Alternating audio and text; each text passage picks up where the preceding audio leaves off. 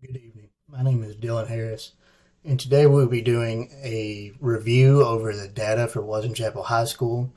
That includes kind of the growth, student scores, test scores, the school environment, and just overall representation of the school. So for the agenda, we got introduction, review the school data, discuss plans to improve school results, and then we've got questions at the end. So Watson Chapel High School, here is the logo for the Wildcats. Watson Chapel High School, the vision and the mission statement. So Watson Chapel High School's vision is Watson Chapel School District is dedicated to providing a rigorous and relevant education in which all students gain the academic and personal skills needed for lifelong learning and success. Watson Chapel High School's mission statement is the mission of Watson Chapel High School is to educate, empower, and enable all students to become responsible, caring, respectful, and contributing citizens who will succeed in an ever-changing world. So looking at the school characteristics and demographics, you see you've got your enrollment. There's about 500 students, average class size, average years of teaching experience. You've got predominantly African American. English learners is only 1%. Low income is 65%. And students are eligible to receive special education as of this report is 10%. So you can see the demographic is mainly African American. Then we've got about 8% white, and then we've got about 2% Hispanic. So looking at the student academic achievement assessments. So for all grades, all students reading, we can see that we have a substantial amount of students are in need of support. We've got about 66%. And that was in 2020, 2021. 21, 22, it went up to 74%. And then in 22, 23, it went down, but it's still high at 70% or about 70%. We can see that with all students percentages for 10th grade, the ELA, we got about 71% in need of support. Then it goes up in 21, 22 to 73, and then it goes back down, but not by very much. To 22, 23, it goes 70.45, so about 71%. So we can see that these results for how many students in the school are in need of support is just not looking very great. And so we need to make some changes, kind of bring in the community to help us, kind of using other agencies, community resources to help with maybe professional development to improve the quality of teaching in the school, and then hopefully improve things outside of school when it comes to tutoring or other programs that we can use, especially in that math ELA area. You can see for mathematics, we've got even higher results leaning towards the negative. So for in need of support, we've got about 84 in 2021. Then in 21, 22, it goes up even more to 87.5, so about 88. 22, 23 goes even higher again to 91. So just things are not looking great. So we need to make some changes, obviously, because something in either the teaching style, maybe the curriculum, just something is not working. Maybe we need to work on our vertical alignment in order to make those changes. So we know that there are things that we need to do. So today we're going to kind of go over what could be done to help improve those odds, improve those chances, lean more in towards that exceeding ready area. We know with this Atlas test, which is new as of the 23-24 school year, we know that we're going to be trying to adapt and see how those test results will look compared to the ACT Aspire or just ACT test results, and then make those changes when we need to, make those adjustments.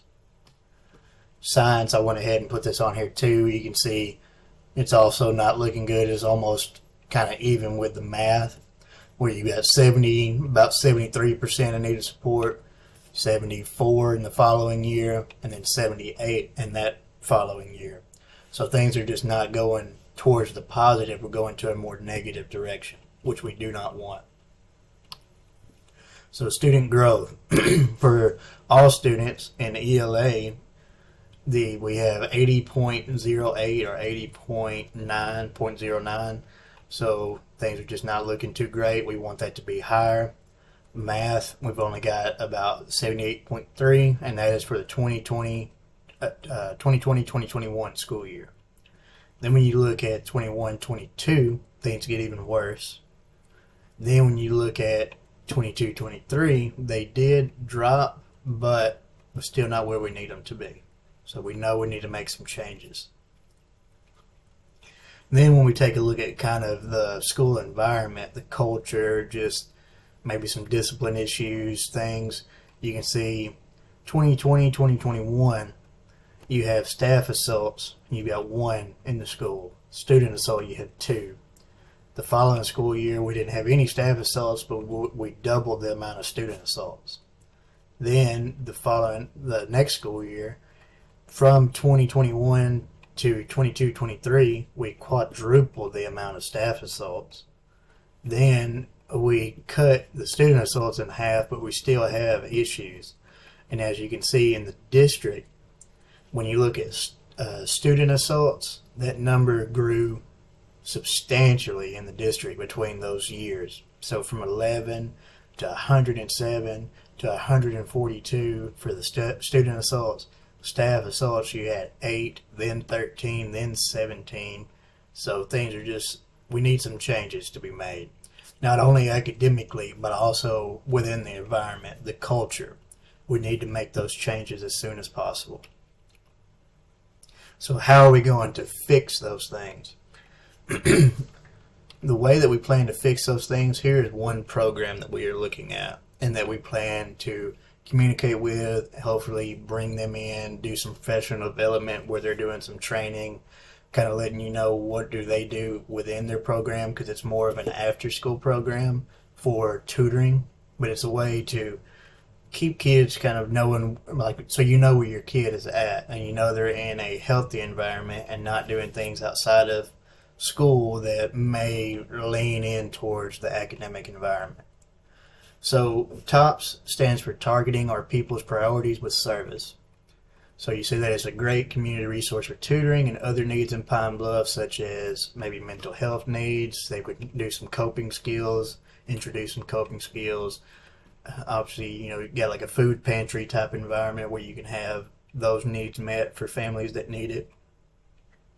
But they are, when it comes to the tutoring, they are a higher focus on that math and literacy area because they know that is some of the most important aspects of the school and academic environment needing to be improved.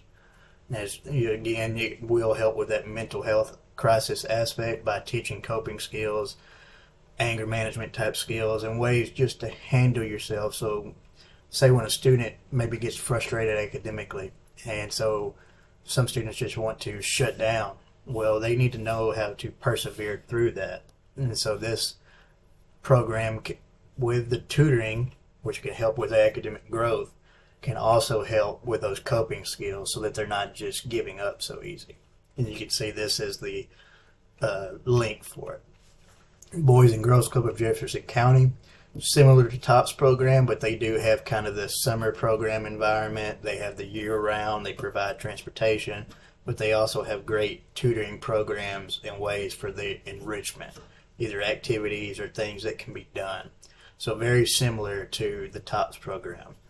And so what we would like is for TOPS and Boys and Girls Club to help provide maybe some professional development or just some aspects that they could bring towards the environment of the school to help build that rapport, make things just not so negative, and lean more towards a positive result. Star Academy, this is one that has been a great use at another area called Explore Academy, which is around Dalloway. And Explore Academy serves Watson Chapel students, Pine Bluff students, and Whitehall students. And they have shown that Star Academy, the programs that they use for additional resources, additional reinforcement, and additional enrichment have shown a substantial amount of academic growth. So it is an agency that we need to have them come in, do some professional development, because they have several ways of doing professional development. Have them train our staff who needed over how to use the programs more effectively in and outside of the school to help with that academic growth, especially in that math and ELA. But as you can see through my bullet points, they also have for the social studies history aspect, for science, different things to help raise our scores. They can also help with the teaching about the coping skills using that hands-on project-based instruction, knowing how the academic growth is and like what is the point of their standards that you're learning. So you can say this agency provides project-based instruction material at grade level standardized instruction. It also provides the additional resources for the student enrichment or remediation. They'll even supply the technology. Say there's some classrooms that maybe need the up-to-date technology. Star Academy will provide that. So they will also provide some funding that you can use for extra things that you think you might want to add in. So it's just a really great program. So there are certain expectations that Watson Chapel High School would have to meet in order to keep the funding, but it is a great resource. See, the iLearn program is a great resource for math. I know for a fact at Explorer Academy we have seen a substantial amount of growth within that has helped increase these aspects of the mathematics score substantially when it comes to student grade level or getting closer to grade level. So that is one resource. For English or ELA, you have Language Live, which is similar to iLearn in the way that it helps improve those academic needs for students. History Live is more for the understanding the history, but it also leans in towards the ELA because it helps with your reading, helps with your writing. Edulastic leans more with the science, but also other categories as well, other core subjects, and it will help also with the math because we know there is math in science, so it's something that is needed. Southeast Arkansas Behavioral Healthcare System will provide professional development as well in that kind of training for teachers to understand when students need help with certain coping skills. They will also meet with students individually, and they will even do diagnostics if they need to. Depends kind of obviously on parental consent, but just helping kids understand anger management issues, understand how they need to do within a classroom as far as the coping skills. Don't give up just because things get a little bit hard when it comes to your academics. Because if you give up, well, then you're only hurting yourself. And we need the students to understand that you have to continue to push. So with these certain programs, they can help by bringing in certain funding. They can help by providing professional development training for our teachers. Some may even be able to come into classrooms and talk with students, do presentations, kind of let them know. Say with Star Academy, they'll come in and show students kind of the project-based instruction, the hands-on material, so that they can understand what they're expected to be doing. Also, we'll do the same thing for the teachers so they know what they're expected to teach, how they're expected to use the projects, and be able to help with that overall academic growth, help with cooperative learning, which can help with the student environment, the overall school environment, and just building a more positive culture with that entire area, not just high school. Maybe it will even lean over to the entire district. And the last one would be the Learners Collective. They definitely help with being able to teach you maybe how to create better type of surveys at the beginning of the school year that help you to speak with your students more effectively.